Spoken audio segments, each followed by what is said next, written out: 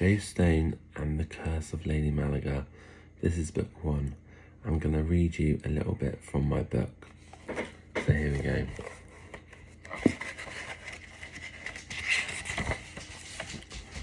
Chapter 1. On a cold and wet windy morning, you can hear the howling... Sorry, the dogs are just walking up and down. Chapter 1. On a cold and wet windy morning, you could hear the howling, screeching wind rattling through the front door letterbox, through the cracks in the bathroom window, and through the old floorboards. This had been the same for the last 5 days. The weather seemed like it was getting worse by the day. The rubbish bins had been flung down the road, like they weighed nothing.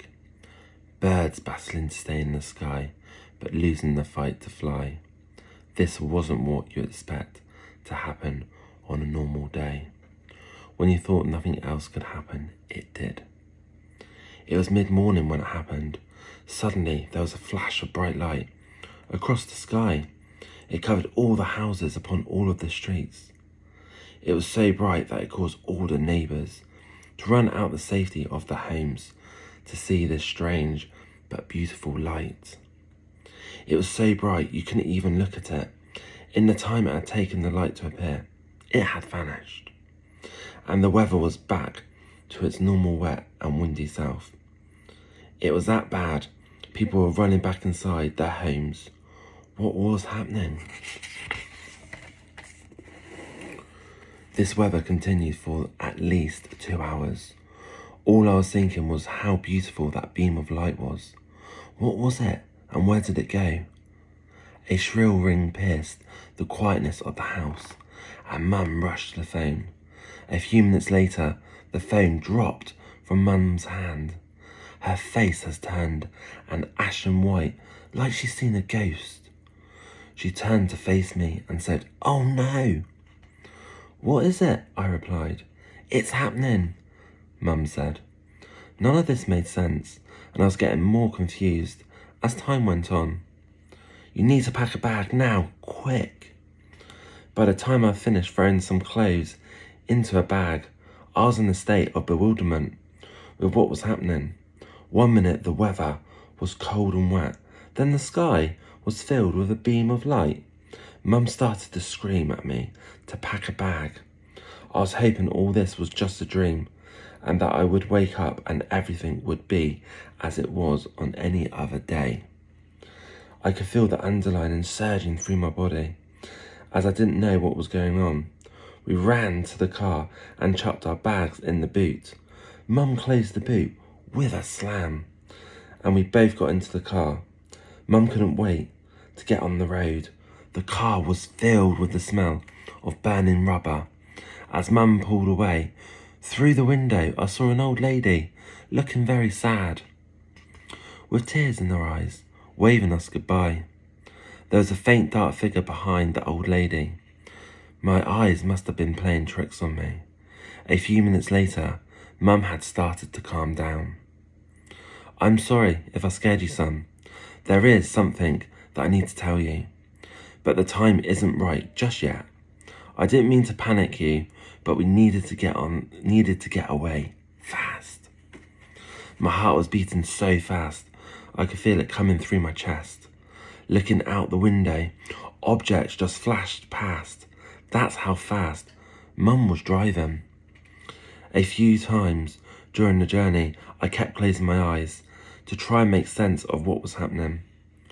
"I will explain everything, I promise. But first, we need to get to Uncle Barry's. We will tell you everything.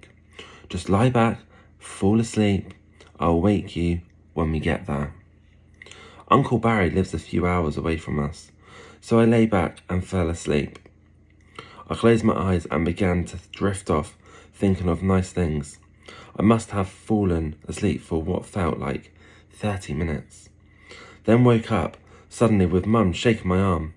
"Wake up! We have arrived." That couldn't have been 2 hours. That I was asleep, but it must have been. As I looked out of the window, we were making our way up a very long driveway that led up to a big mansion of a house. Beautiful green trees lined the driveway, and the house had big, beautiful gold stained glass windows. I've never been here before. I've only ever seen photos of Uncle Barry standing outside this house. He is a very, very private person. I did not like to see or meet with anyone else. Mum pulled up outside the front of the house, and Uncle Barry was waiting to meet us with his arms outstretched. As the car came to a stop, I ran out of the car and into my uncle's arms. This felt odd, as I had never met this man. I looked up at the amazing built house and couldn't wait to explore and see what secrets this house held. "Come on, let's get the stuff out of the boot," said Mum. Come in. It's so lovely to see you both," Uncle Barry replied. I just knew that Uncle Barry was putting on an act, as he had the same look on his face that my mum did. I knew this house and Uncle Barry held all the secrets of the bright beam of light this morning.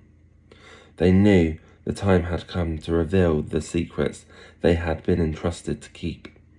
This is where our story begins. I am Jay, and my mum is called Stella, and you know who Uncle Barry is. We have lived in a small village called Garden High View since before I can remember. I'm guessing our village gained its name because all you could see are rows upon rows of gardens.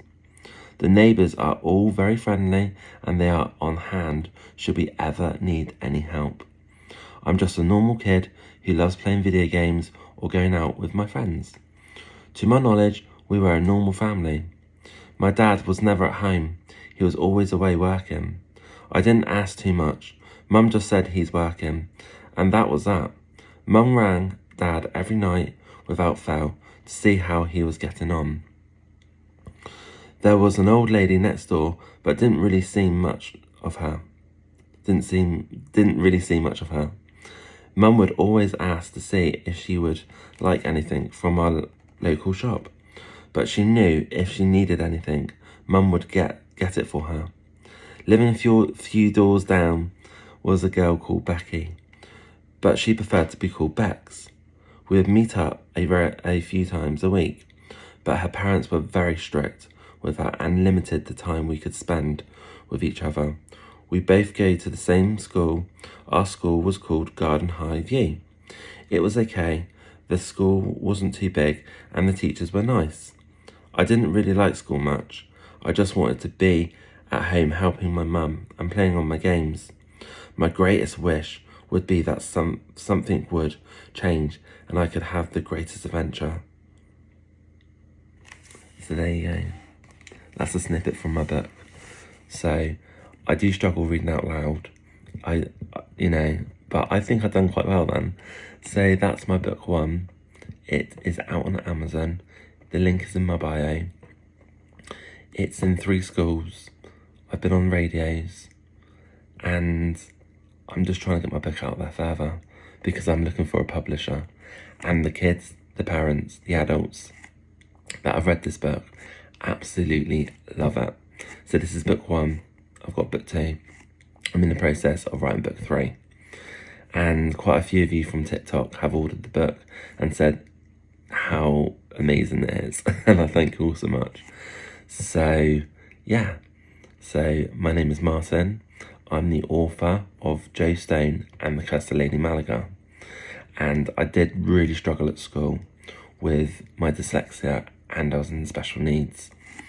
I wrote this book in the first lockdown, halfway writing my book on the laptop. I closed the laptop down and I wasn't going to do it. I didn't believe in myself that I could do it. And I'm so glad I listened to my inner self, inner thoughts, and inspired myself to do this and to inspire others. So this is my book and I'm so proud of it. And I thank you all so much for your love and support. Please leave me any comments in the comments. Nice ones. So yeah, Joe Stone and the Curse of Lady Malaga, book 1.